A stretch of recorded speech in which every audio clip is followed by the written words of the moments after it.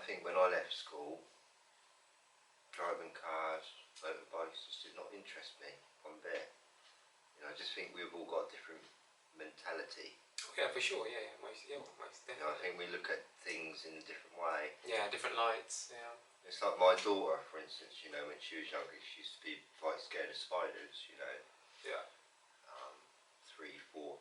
You know, and then I slowly in time, I went upstairs one time. You know, she's screaming her head off. So I ran upstairs thinking, what the hell's going on? Yeah, But spider. Well, I didn't know it was a spider. Took me off, but yeah. Something gone wrong. Well, you know, she's screaming. You know, and you think, God, what's she done? You know, like broken her arm, or you know, and then you go up there, there's a little spider over there that big. Yeah. You know? Yeah. And you know, I go on the bed and get it out. You know, put it on the bed paper or get a cup. You know, get it out. You know, and I tell her, you know, that you know, don't be scared of it. It's a, you know, it's a butterfly. You know, but it's lost its wings. You know, and then after that, she kind of like started loving them. Do you know what I mean? And I just think it's basically down to philosophy and teaching children, basically, about, you know, like say even a spider. If you can come, you know, because a lot of people are scared of them, and even snakes. I'm not one bit. You know what I mean? I love them. You know what I mean? I love them. Every one of them. Even if they're poisonous. Okay, I'd be a bit scared of them, you know. And I wouldn't like it if I was put in a snake pit, you know, or put in with those racing snakes that go quite fast, you know. Yeah. And they work in teams to get you know.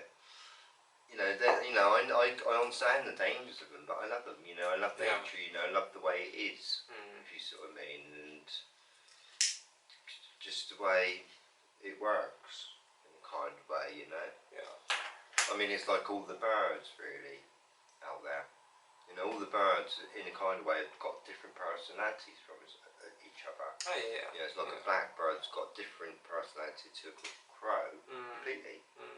And you think like a crow, for instance, right? Because I kind of study birds, as you might know. Like a crow, it just goes rah, rah, rah, right? It's just like one note. It's like, you know, it's like us saying ba, ba, ba. Yeah. You with me? Yeah. But like, for instance, a blackbird, even though it's sort of like really small compared to a crow, you know, like I think a crow is about 10 times bigger than a blackbird.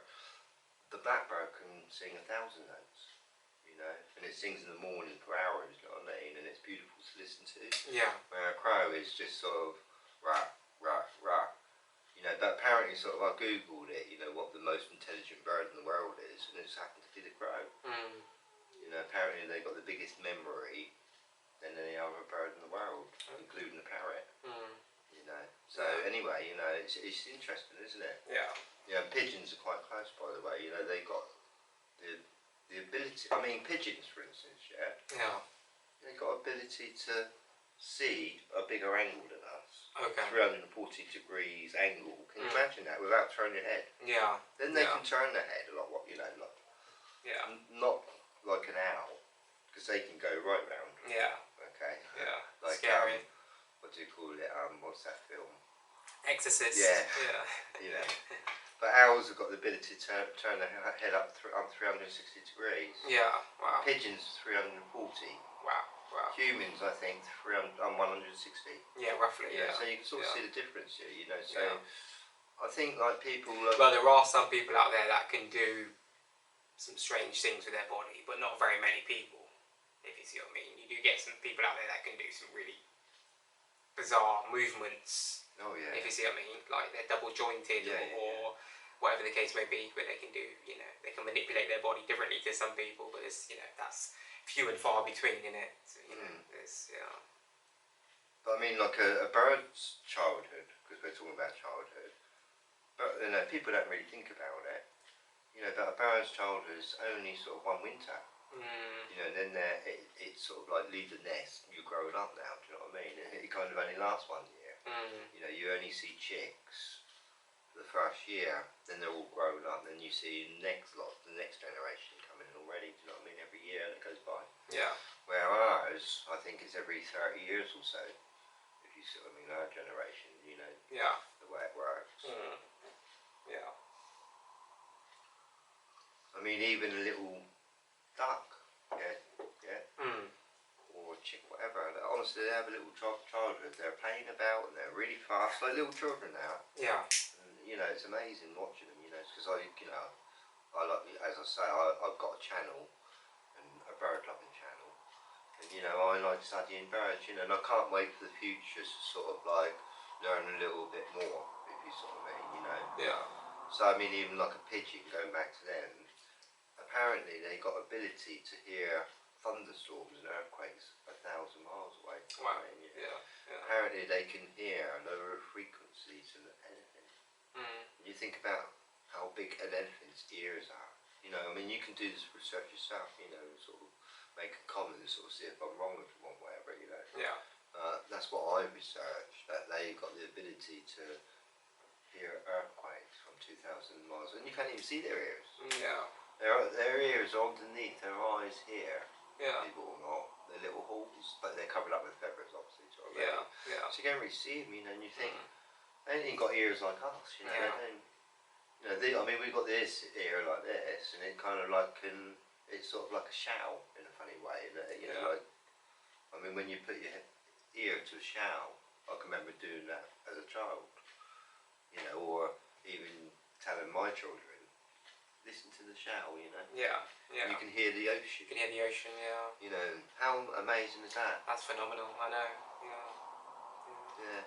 I particularly remember those because obviously growing up in the Caribbean, you know, you'd get someone trying to sell you one of those conch shells every now and again, you know, because obviously you know find them, you know, they'd either wash up or they'd find them in the ocean, whatever, and try to sell them to the tourists and other people, you know. And like you said, you could literally put it up to your ear, you can hear the ocean. It's quite a phenomenon, really, isn't it? It's quite amazing. And you know, that's another thing about children. You know, some children, like for instance, my ex-wife, who I've spoken about a number of times, whatever, but she was born deaf. Yeah. You know, and some children are born deaf. Some children might lose their ear at the age of 3, you know, whatever, you know. Different circumstances to everyone. Some children are born blind. Yeah. They can't see. You know, or some children are born blind just in one eye. So they're a little bit luckier. You know what I mean? Yeah. But I would hate that. Yeah. Being a child born blind. Can you imagine that? You know? So, yeah. I mean, at least, you know, a blind man is not going to really fall in love with any diamonds. Yeah. That's the thing. You know, and that's really why sometimes blind people become wiser than people that have got eyes. Not distracted by the Exactly. the materialistic side of life, and society doesn't. Yeah. Exactly. Yeah. Means nothing to them.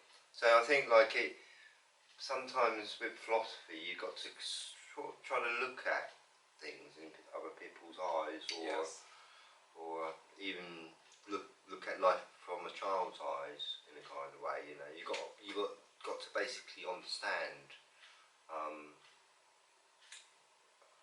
other people basically. I think that's philosophy, really, sort of understanding how to treat other people too. Yeah. Or how to respect people. And like so I think like if all teachers were understood philosophy a little bit more, I don't think, well, personally I think like teachers should do a philosophy course before they get into teaching, if you with me, and so on. Yeah. You know, and I kind of find that would make the education system a lot better than it is today, if you see what I mean. Yeah. Yeah. But I think it definitely would help, because obviously philosophy is basically the understanding of life, essentially, and yourself, essentially. So I think if they were able to apply those things and be able to obviously pass those on, you know, those teachings on to the children as well, that is definitely a plus, definitely a benefit, you know. I think sometimes we're too academically driven in schools, where there also needs to be a balance between academics and also real life education too, as well, like you're saying, you know, teaching children about what life is about, what is important in life, you know. Love is what's important. Love it. You know, what is expected of them when they get older in life. You know, about teaching them about responsibility, and all these various different things, so that when they get, you know, when they become of a certain age, become an adult, in the world's eyes, you know, that they know what to expect, what's to come, if you see what I mean. You know, what their responsibility is in life. You know, that they're the ones that have to choose what direction they want to go in life. You know, what reality they want to experience. You know, what reality they want to have. It's up to them to create that through their actions. You know, and through achievement. You know, whatever it is that they do want to achieve. So I think definitely, you know, academics is great, because we all need, especially in this day and age, in the world that we live in today, where it's a very technological society, and, you know, world that we live in today. People need to be educated, you know, especially, I think, you know, especially in this day and age, no one should be illiterate in this day and age. You know, we're living in an age where, you know, we're producing technology that is, you know, absolutely phenomenal, if you see what I mean. It's crazy that anyone out there should not be able to read and write. You know, it's I think, you know, it's not fair on that person, to be very honest. You know, it's not fair on them. You know, trying to survive and navigate in this modern world, you have to be able to be, you know, you've got to be educated to a degree. You know, otherwise, you know, people take advantage of you. You know, you won't be able to, you know, you'd be only ever able to get a minimum wage job. You won't be able to really, you know, progress too far if you're not, you know, educated really to a certain degree anyway in this day and age. You know, I think personally, like, intelligence is really, because I wrote this today, whatever. Yeah. What was I going to say? Knowing that you exist. Do you know what I mean? Yeah. Yeah. You know, knowing that you actually exist, that's intelligence itself. If you ask me, you know, being aware of your existence, if you sort of mean, and your own intelligence, you know, that's a very intelligent thing. Do you know what I mean? Yeah.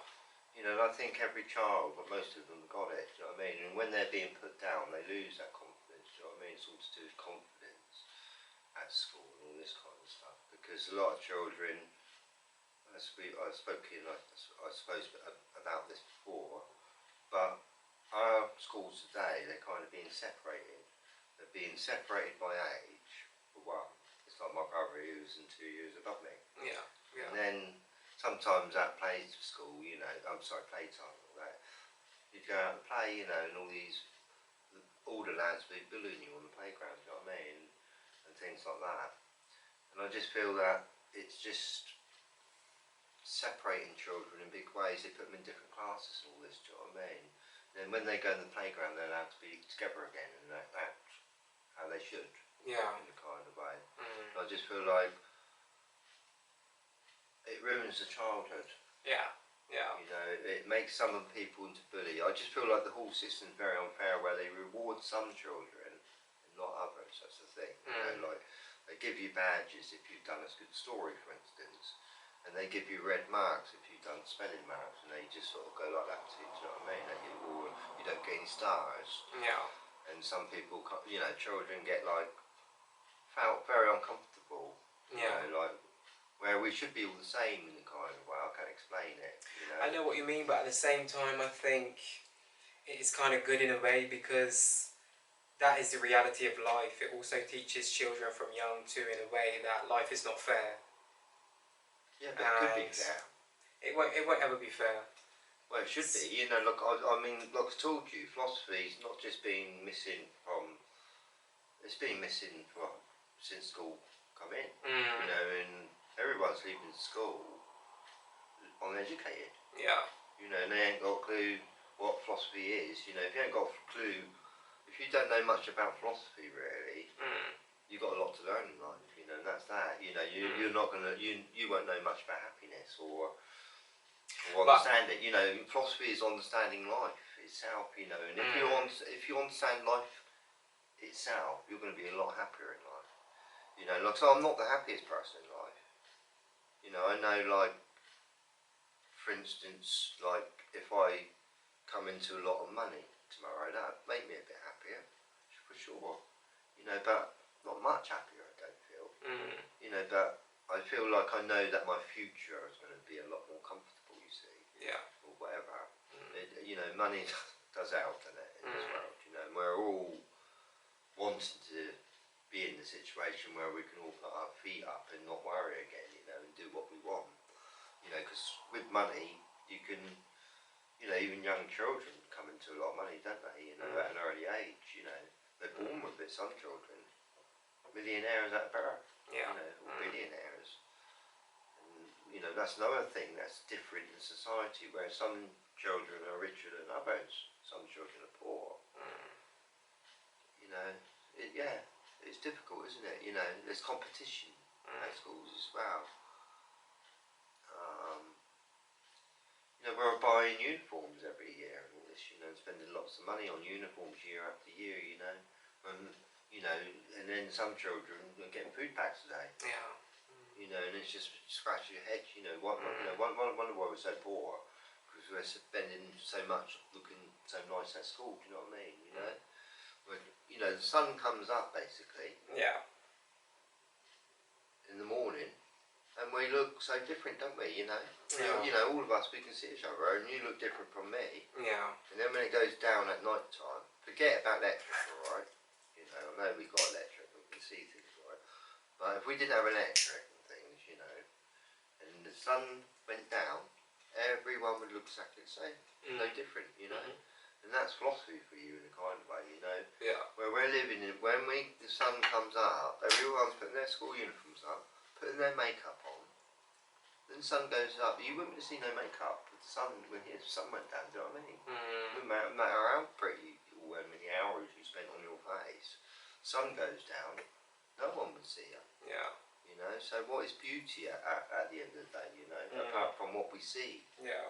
You know, the sun comes up, we can see all the different flowers. Yeah. If you sort of mean, and all the different trees. You know, we can only see what we see in the morning because of the sun. If you sort of mean. And what an incredible, magical thing it is. You know, because that's how I look at it. It's a magical star. You know, that's how I see it. Yeah. You know, because without it, we would be blind as a bat in a kind of way. You know, and we wouldn't have eyes to invent all these things that we see today. You know, it's only sort of helped us see, so we can use our hands. And you know, I know, like electric, you can work 24 hours a day now. You know, because of electric. You know, and we can work at night time. You know, but at the end of the day, if electric went, you know, we really seriously have to go back in time to just like they lived a couple of thousand years ago. You know, with no electric. You know, you wouldn't be able to power up one motor in this world, or turn one computer on without it, if you see what I mean. Yeah. We would have to go back in time. And so would the children today, you know. Yeah. If it got cut off, kind of way, you know. I think everyone would be panicking if it got cut off suddenly, you know. You know, I think electrics give everyone a little bit of a power. Oh, of course, enough, yeah. You know? And children a little bit, you know. It helps keep children warm and all people, you know, a bit warmer, you know, with heating and so on and so on, you know. And I just feel like, because I've lived, as I've said quite a number of times, quite a few decades, you know, and I've seen the changes, you know, where it used to be not double glazing, it used to be all single glass. Yeah. You know, but I wasn't born in the times when they didn't have no glass at all. And it wasn't invented. Yeah. You know, and I can't imagine what it was like in those days, if you see what I mean. You know. Yeah. So things have changed certainly big time in 300 years. You know, of course, we're quite, you know, with electric, since we've invented electric, it's kind of like making us kind of, you know, the whole human race is climbing the ladder a lot quicker. Oh, of course, you know, inventing thing after thing. Do you know what I mean? Or even making a lot of new, you know, like school uniforms, for instance. You know, that I think they're only made in mass production by machinery now. You know, so you know, in the old days, you know, it wasn't like that. You know, people used to wear very uncomfortable clothes, apparently. You know, especially if you're a peasant. Yeah. You know, even a child, all right. Yeah. you had very sort of uncomfortable, horrible clothes, basically, you know.